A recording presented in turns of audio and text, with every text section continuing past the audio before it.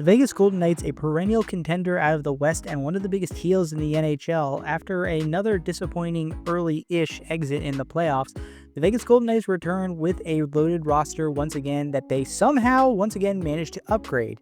With Mitch Marner in the fold, is this going to be the year that the Vegas Golden Knights finally secure their second Stanley Cup? Forget me, for you should forget it. You're living in the past, man. Last year, the Vegas Golden Knights did, well, Vegas Golden Knight things. They somehow managed to add even more talent to their already completely stacked roster in the regular season, locking up their existing core and also managing to bring back original misfit Riley Smith.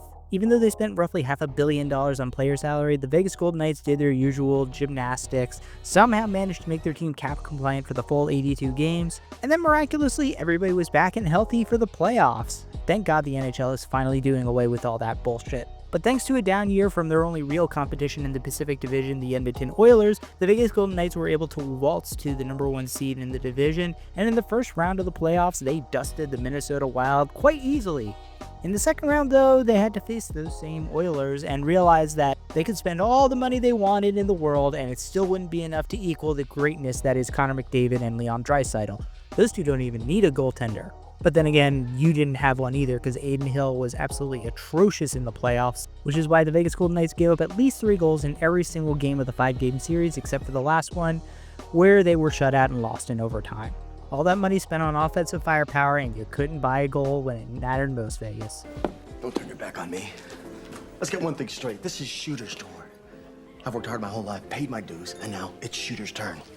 The Vegas Golden Knights forward core is absolutely loaded, as they should be for a team that's about $7 million over the salary cap before the first puck is even dropped. That top line is highlighted by soon-to-be free agent Jack Eichel on the last year of his 8-year deal, and I am just fascinated to see how Vegas is going to somehow manage to finagle themselves into having enough money to keep him after this year. Eichel will probably command about $13 million minimum on the free agent market, but somehow the Vegas Golden Knights will find a bunch of empty salary cap space just sitting around that nobody noticed. I don't know how this team continues to do it. On his wing, it's Barbie time. Ivan Barbashev is back, a guy who is a very solid contributor, especially at what's looking at like a very modest $5 million a year salary. And the new kid on the block, it's Mitch Marner as the right wing, who is about to put up 110 points and make every Toronto Maple Leafs fan look like the biggest dumbass in the world, as they insist that he wouldn't have been able to do that in Toronto anyway because the pressure is too high. The second line is made up of a bunch of OGs. You got Wild Bill Karlsson in the middle, Riley Smith, who's taking time away from being recognized at stand-up comedy events to somehow resurrect his career now that he's back in the desert, and Mark Stone, who managed to recover from that scapula injury like Grandpa Joe and Willy Wonka in the Chocolate Factory, springing back to life, and he'll somehow be healthy for the entire regular season, just until the moment that they need to clear some cap space, and then he'll suddenly pick up lupus or something.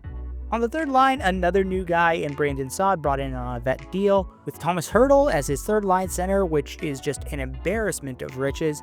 And then on his other side, it's Pavel Dorofeyev, who somehow came out of nowhere to score 30 goals last year, but is making less than $2 million. What can I say? The rich get richer and the house always wins, baby. On the bottom line, it's a bunch of guys that you would love to have on your third line. Keegan Colasar, Brett Howden, and Colton Sissons, all very good contributors, and having them on your fourth line and each making less than $2.5 million is just really smart dealing by Vegas. And there's even a little bit of hope in terms of the youth. They got Trevor Connolly waiting in the wings, last year's first-round pick, as well as the previous year's second-round pick, Matthew Cataford. All we hear is about their defense. They can't stop a nosebleed. Now, defense is where Vegas actually has some problems, but don't worry, they'll add a big name at the deadline and somehow fix all of it.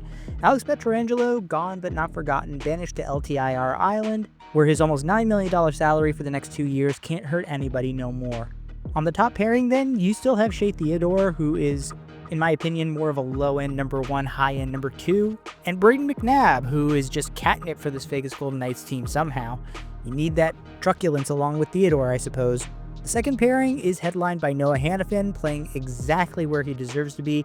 I like Theodore. He's not quite a #1 guy, but he's a very good #2. And he'll be paired with Zachary Whitecloud, who is basically a fighter playing the defenseman role. The bottom pairing is equally foobar. You've got Jeremy Lauzon, along with 24-year-old Caden Korchak, who's still largely unproven. And it's not like the Vegas Golden Knights have some elite defenseman waiting in the minors that they can call up. So again, this is what Vegas will be saving their salary cap room for to fix it at the deadline. Wait, it's not Goldberg. It's Russ! In net, the Vegas Golden Knights will turn once again to Adin Hill, who just got locked up to a $6+ million a year deal for 6 years, despite shitting the bed in the playoffs last year. And can we be honest with ourselves here, Vegas? He was a really good story in your Stanley Cup run, but he has proven to be just a fringe starter in my opinion, and a low-end one at that. I don't know that you can trust him for 55 to 60 games a year, and considering your backup is Akira Schmidt, who is wildly inconsistent, I think you're taking a massive risk, especially behind this suspect defense. You ain't gonna be able to hit them. They're too good and you suck something awful. Yes, sir, I sure do.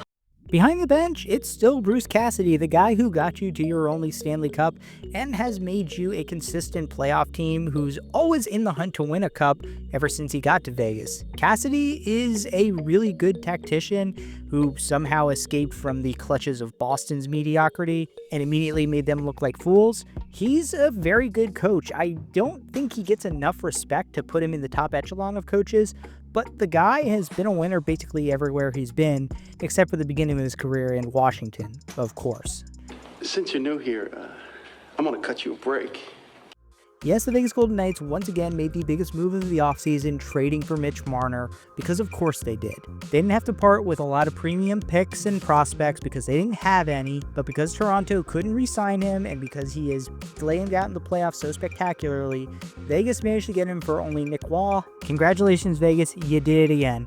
You also signed Brandon Saad in the offseason, but who cares? Mitch Marner is going to come in and somehow be even better than he was playing with Austin Matthews last year. Being in Vegas and relaxed, he'll be able to unlock the clutch gene, and in the playoffs, he'll score 1 billion goals and win the Conn Smythe Trophy as Vegas wins their Stanley Cup. Because of course he will, because of course Toronto is going to have to look like a fool yet again. And as much as we all love laughing at Toronto's misery, we're all gonna hate watching this. Pretty good. Pretty dang good, lads! I just have such an affinity for the old school San Jose Sharks and all those guys who never managed to get one. So if I'm rooting for Vegas Golden Knights to win, it's solely so Tomas Hertl can finally hoist Lord Stanley's Cup. I loved watching him play in San Jose. He was one of my favorite players stylistically, and he just deserves to win a championship, even though Vegas is the heel of the NHL. I'll give you a winter prediction. It's gonna be cold, it's gonna be gray, and it's gonna last you for the rest of your life. Vegas is making the playoffs this year. There's no doubt about it. Even though I think that their defense and goaltending is a bit suspect, their forwards are just so freaking loaded. There's no way they can't make it in. They have way too much talent. They have good coaching. They have good infrastructure. They'll probably make a big splash trade at the deadline somehow, and they'll be one of the strongest teams going into the playoffs. Question is, are they going to be able to overcome teams like Winnipeg, Edmonton, Dallas, Colorado? Maybe. I think so, especially if they manage to fix their goaltending and defense problems. But if they don't, if they run out there with Adin Hill, I'm not very confident that they're going to get much further than they did last year. Maybe he has another 2021, 2022 type run in him. But short of that, I think it's very likely that Vegas comes up snake eyes, at least according to their own expectations.